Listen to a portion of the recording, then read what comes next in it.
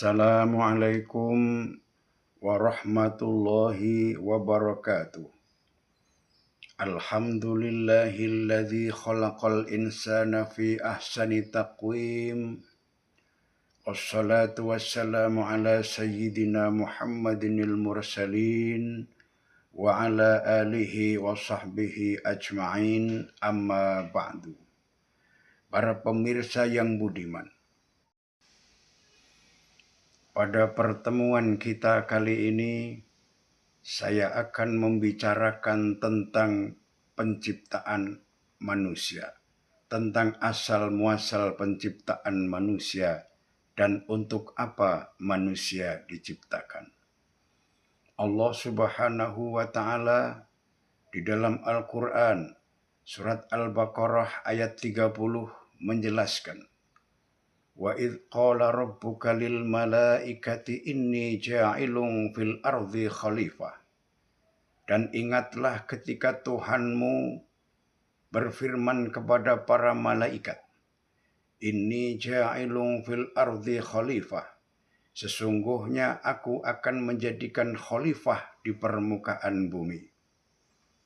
Lalu para malaikat menjawab dengan nada sedikit agak protes, qalu ataj'alu fiha may yufsidu fiha wa yasfikud dima wa nahnu nusabbihu bihamdika wa nuqaddisu lak. Qala inni a'lamu ma la ta'lamun. Para malaikat pun mengatakan, apakah engkau ya Allah akan menjadikan manusia yang akan membuat kerusakan dan pertumpahan darah di dalam dunia? Wa nahnu nusabbihu bihamdika wa nuqaddisu lak. Sedangkan kami ya Allah telah bertasbih memujimu dan mensucikanmu. Maka Allah pun berfirman, qala inni a'lamu ma la ta'lamun. Sesungguhnya aku lebih mengetahui apa-apa yang tidak engkau ketahui.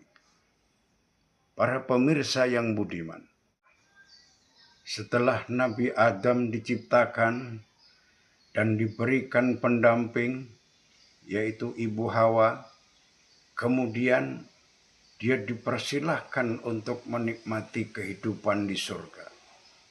Allah Subhanahu wa Ta'ala berfirman, wa qulna ya Adamu uskun anta wa zawjukal jannah wa kula minha ragadan haitsu syi'tuma wa la taqraba hadhihi syajarata fatakuna minadh dhalimin. Dan kami berfirman, wahai Adam, tinggallah engkau dan istrimu di dalam surga dan makanlah dengan nikmat yang ada di sana sesukamu, tetapi jangan kamu dekati pohon ini, yaitu pohon khuldi, karena nanti kamu akan termasuk orang-orang yang zalim.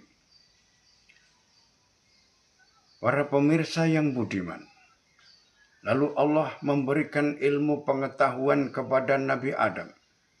Wa 'allama Adamal asma'a kullaha thumma 'aradahum 'alal malaikah faqala anbi'uni bi asma'i haula'i in kuntum shadiqin. Dia mengajarkan kepada Nabi Adam nama-nama benda seluruhnya. Kemudian Allah memperlihatkannya kepada para malaikat. Kemudian Allah berfirman kepada para malaikat, sebutkanlah kepadaku nama-nama benda itu jika kamu benar. Maka para malaikat pun menjawab, qalu subhanaka la ilma lana illa ma 'allamtana innaka antal alimul hakim. Maha suci engkau ya Allah, tidak ada pengetahuan bagi kami selain yang telah engkau ajarkan kepada kami. Sesungguhnya engkaulah yang maha mengetahui dan maha bijaksana.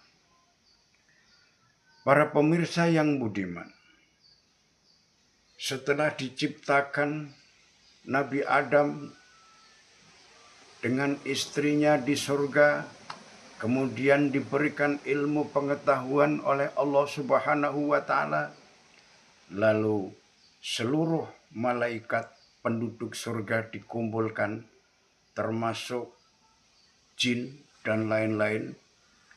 Lalu Allah berfirman kepada mereka, wa idh qulna lil malaikati isjudu li adama fasajadu illa iblis aba wastakbara wa kana minal kafirin. Dan ingatlah ketika kami berfirman kepada para malaikat, sujudlah kamu kepada Adam, maka para malaikat pun bersujud kepadanya, kecuali iblis. Ia enggan dan takabur, dan ia termasuk golongan orang-orang yang kafir. Para pemirsa yang budiman, jadi pertama kali permusuhan yang terjadi antara manusia dengan iblis itu di sini. Ketika para malaikat disuruh sujud oleh Allah kepada Nabi Adam, tetapi bukan sujud lil ibadah, sujudul lit tawadhu iktiraman bi fadhili Adam. Sujud karena tawadhu untuk menghormati keutamaan Nabi Adam. Semua malaikat mau bersujud kepada Allah, taat dia. Tapi ada satu makhluk yang tidak mau taat, yaitu iblis. Siapa iblis? Iblis adalah al-jan mimmarijim minar. Jin yang diciptakan dari api yang murni, yang tanpa asap. Jadi iblis itu dari jenis makhluk jin yang diciptakan dari api. Dalam ayat lain disebutkan wal janna khalaqtahu min qablu min nari samum. Dan kami telah menciptakan jin sebelum Nabi Adam dari api yang sangat panas. Para pemirsa yang berbahagia. Nah, kita harus mengenali siapa itu iblis. Iblis adalah pertama kali sebelum dia berkhianat, sebelum dia bermaksiat, dia adalah merupakan jenis makhluk jin yang dibuat dari api. Lalu dia sombong, tidak mau bersujud kepada Nabi Adam. Kemudian dia mendapat predikat iblis karena sombong. Wa idh qulna lil malaikati isjudu li Adam fasajadu illa iblis kana minal jinni fawasaqa an amri rabbih. Ketika para malaikat diperintah oleh Allah bersujud kepada Nabi Adam, maka semuanya pun sujud kecuali iblis. Siapa iblis? Dia adalah dari jenis jin yang bermaksiat kepada perintah Allah Subhanahu wa ta'ala. Itu. Jadi semula itu dia jin, kemudian setelah dia tidak mau taat kepada Allah, dia menjadi iblis. Kemudian setelah dia menggelincirkan Nabi Adam alaihissalam, dia mendapat predikat setan. Fa'azallahuma syaitanu anha fa'akhrajahuma mimma kana fih. Lalu keduanya, yaitu Nabi Adam dan Hawa, digelincirkan oleh setan dari surga itu dan dikeluarkan dari keadaan semula. Para pemirsa yang budiman. Lalu Allah Subhanahu wa ta'ala bertanya kepada iblis. Qala ma man'aka alla tasjuda idh amartuk? Qala ana khairum minhu khalaqtani min nar wa khalaqtahu min tin. Allah berfirman, apa yang menghalangimu untuk bersujud kepada Adam? Yang menghalangi kamu untuk bersujud kepada Adam itu apa, iblis? Di waktu aku menyuruhmu. Iblis pun menjawab, saya lebih baik daripadanya. Engkau ciptakan saya dari api, sedangkan dia engkau ciptakan dari tanah. Atas jawaban itu Allah pun murka. Fakhruj minha fa innaka rajim. Keluarlah kamu dari surga iblis, karena sesungguhnya engkau terkutuk. Wa inna alaika la'nata ila yaumiddin. Dan sesungguhnya kamu terlaknat sampai hari pembalasan. Lalu iblis pun minta keringanan. Dia protes kepada Allah. Qala rabbi bima aghwaytani la uzayyinan lahum fil ard wa la ughwiyannahum ajma'in illa ibadaka minhumul mukhlasin